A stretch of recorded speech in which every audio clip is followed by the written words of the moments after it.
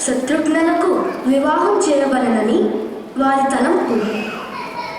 కన్యను నా ఇంటి కోడలు చేయమని ప్రార్థించుట ఉత్తమ ధర్మం.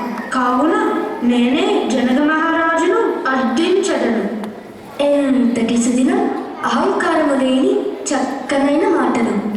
ఇక్ష్వాకుడు అయోధ్యకు మొదటి మహారాజు. ఆయనే ఇక్ష్వాకు వంశ దీపకుడు. అటు పిమ్మట కుక్షి, త్రిశంకుడు, మాంధాత, భరతుడు, దిలీపుడు, రఘువు, అజుడు, అంబరీషుడు మొదలగు ఎందరో మహానుభావులు జన్మించిన సూర్యవంశం. వారి అందరిలోనూ దాగి ఉన్న ధర్మం ఒక్క శ్రీరామునిలోనే మూర్తిభవించి ఉన్నది. ఇది కన్యాదాత జనకుల వారి పూర్వజన్మ సౌభాగ్యం.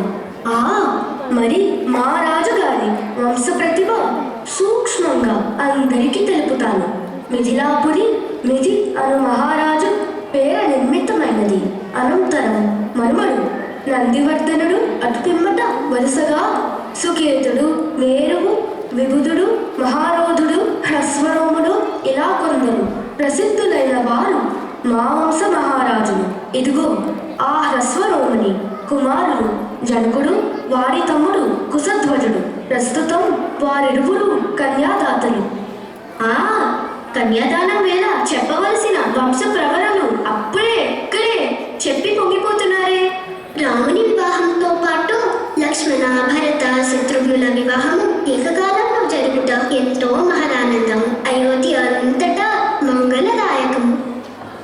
అయితే నేను మహారాజులకు వివరాలు తెలిపి వేగిరం కళ్యాణ వేడుకలకు సంసిద్ధం చేస్తాను. మీరందరూ వివాహానికి తరలిరండి.